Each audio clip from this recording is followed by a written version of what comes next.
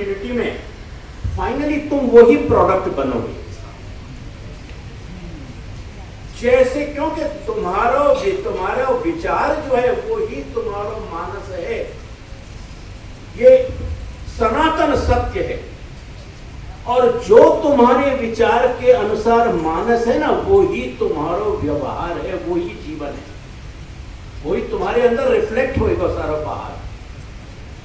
ये तो तुम्हारे विचार की स्थिति है, मानस की, और मानस के अनुरूप ही चेष्टा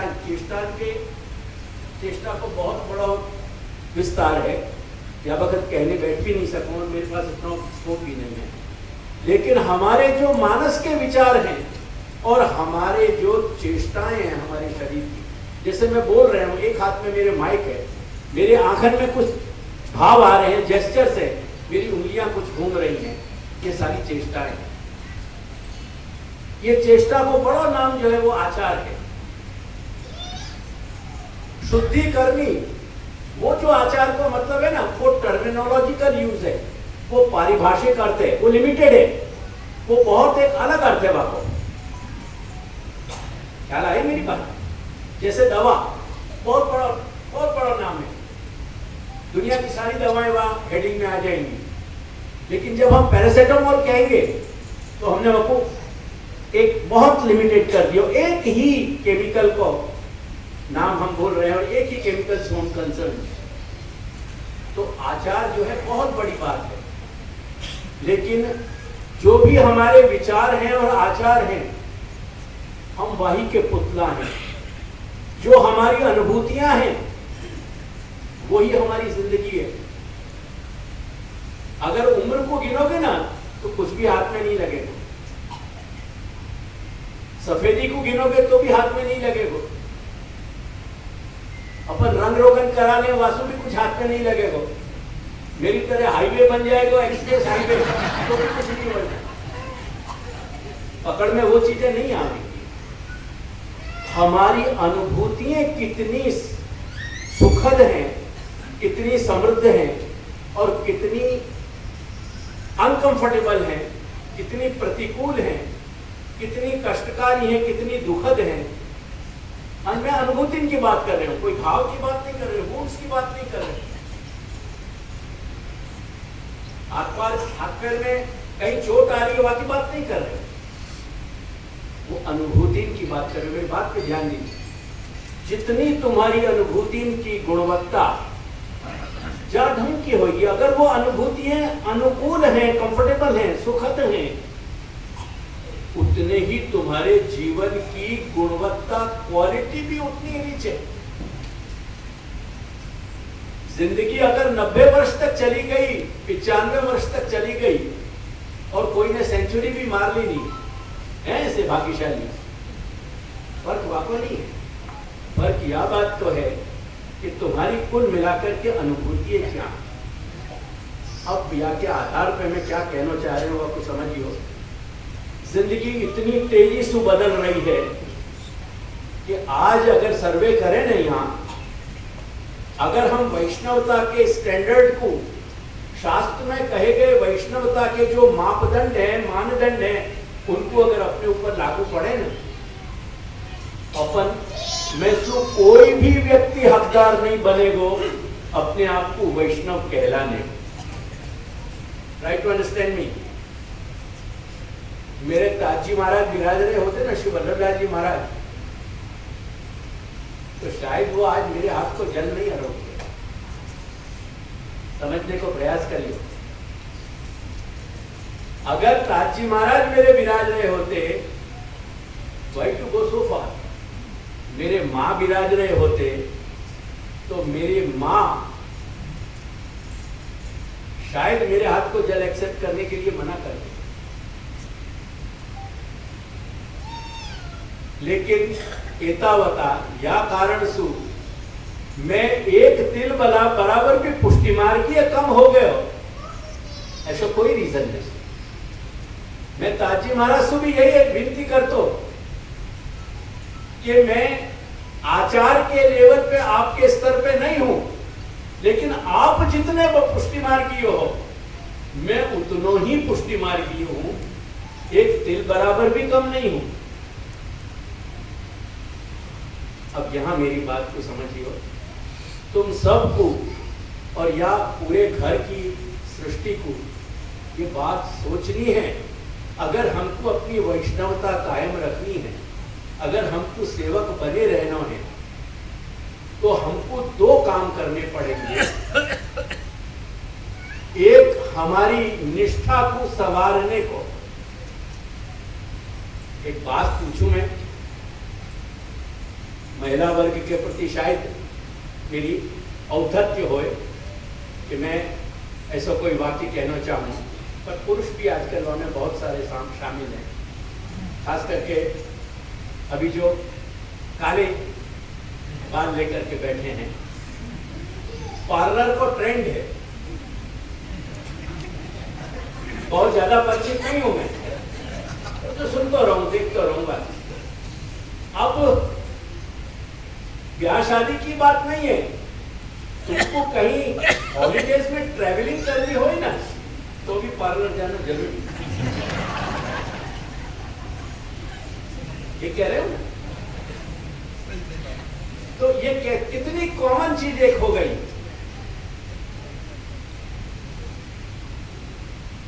यहाँ पे समझने को प्रयास करियो कि हमारे व्यवहार में इतना परिवर्तन आ रहा है, तो दो चीज संभालनी है। एक तो हमको हमारी निष्ठा, मैंने कही ना कि क्यों जाओ पार्लर, सुंदर देख सको, याद है ना, क्या और कोई कारण है? Have a dialogue with me, यही कारण है ना, हमारी निष्ठा की सुंदर दिखनी चाहिए। जानिए, वह निष्ठा को महाप्रभु की वाणी के पार्लर में ले जाओ। अगर श्री महाप्रभु की वाणी के पार्लर में नहीं ले जाओगे तो निष्ठा को संवार नहीं सकोगे, वह को खूबसूरत नहीं बना सकोगे। इतना ध्यान रखिए कि तुमको अपना मान के कह रहे हूं, रात दिन तुम्हारे हित अहित को पेट में दर्द हो गए मेरे। ये बात को तुम समझ नहीं सकोगे, लेकिन दादाजी के घर के इतिहास में ये बात लिखी जाएगी, और मैं तुम चाहो तो या वक्त अपने रक्त को लिख के दे सकूं।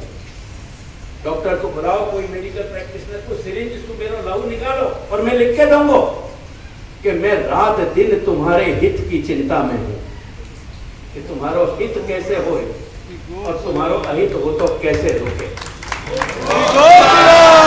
कहने की बात नहीं कह रहे हूं, जो तुम यहाँ बैठे सुन रहे हो उनके लिए, और जो नहीं है वो पूरी सृष्टि, पूरा दादाजी को घर जो है वो मेरा घर है, वो बाबा को घर है, और वह सारे घर को मैं संबोधित कर रहा हूं।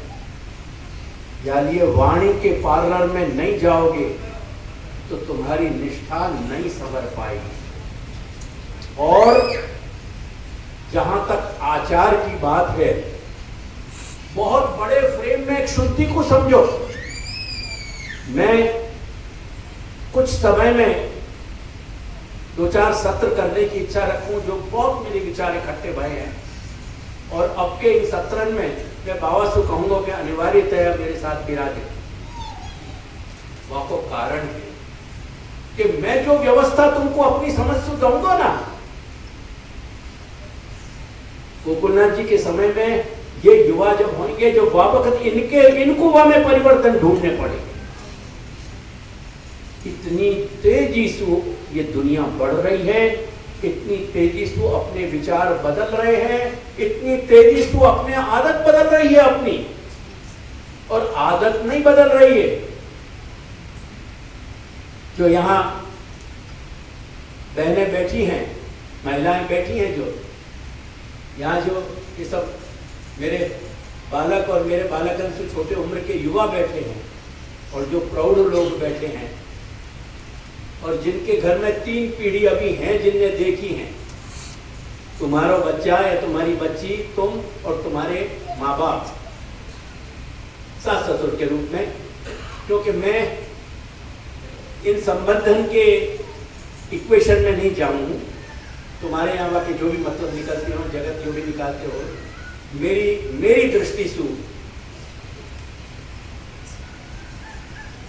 अगर जहां भी हमारे संबंध बने हैं, वो हमारे माँ बाप हैं, हमको जन्म देने वाले माँ बाप हैं, और जिनके संग जाके हम रह रहे हैं वो माँ बाप भी।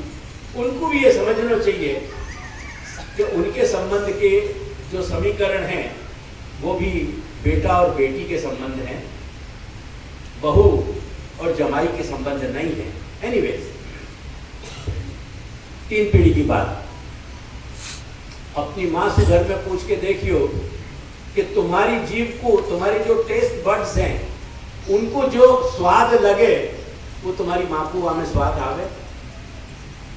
पूछिए, try, give it a try. ये तुम जितना भी चाइनीज है, ये है, वो है, बर्गर है, एक्सेट्रा एक्सेट्रा एक्सेट्रा,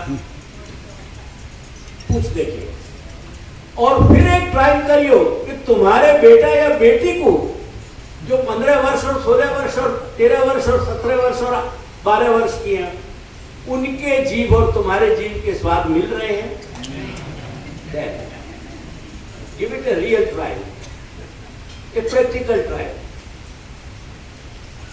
बदलाव इतना तेज है, मैं जो व्यवस्था दे दूंगा कहीं ना कहीं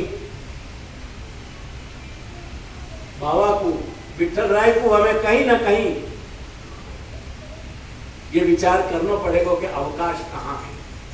और विठल राय जी जो कुछ दे देंगे वो गोकुलनाथ जी को सोचना पड़ेगा कि हमें कहाँ क्या गुंजाइश है, कहाँ ऐसी बात है कि जामे या की मौलिकता या की ओरिजिनलिटी नष्ट नहीं हो रही, और कहीं मैं आपको समय के अनुरूप बना दूं, क्योंकि समय के रूप तुम बनाओगे या नहीं।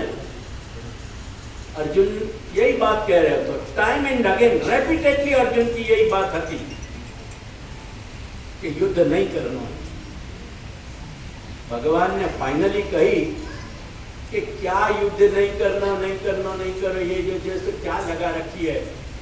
अरे प्रकृति तेरी है, जैसे सत्व तम और रज की ये प्रकृति जो है वो तो को औंधो लटकाएगी और गर्दन पकड़ के तो को युद्ध में झोंकेगी। प्रकृति स्पान नहीं अक्षस तो कुछ झोंक देगी हमें, और तो कुछ एक झक मार के युद्ध करना पड़ेगा। तुम चाहो कि न चाहो, परिवर्तन तो घटित हो आ रहे हो, नहीं घटित हो रहे हो। और अपने दादा की ताकत नहीं है, अपने बाप की ताकत नहीं है कि वो अपन रोके। ये सैलाब तो उठ गए हो, ये बाढ़ उठ गई, ये नहीं रुके। अब तो ये बाढ़ जब जब ढलेगी, जब जब जरे जरे आप पूर तणाई ने जरे पूरो થઈ જશે, जरे જતો રહેશે, તે વખતે ખ્યાલ આવશે કે આપણું શું જતું રહ્યું અને શું રહી ગયું આપણી પાસે, બાકી कुछ नहीं रहे। करके हमारी जो आवश्यक वैष्णव बने रहे उतनी शुद्धि, जो मिनिमम लेवल की बात कर रहे हो, मिनिमम मेरिट्स की बात कर रहे हो, मैं तो आपको समझने को प्रयास करो, और कहीं दूसरे के पास भटक के नहीं, अपने घर में। मैं समझाऊंगा, बाबा समझाएंगे, पहले समझो या बात कि मिनिमम स्तर पे कहां शुद्धि को पकड़ सके अपन, कहां अपन ऐसा काम कर सके कि जैसे वैष्णव बने रहे हम। अगर तुमने ये लक्ष्मण रेखाएं तोड़ दी नहीं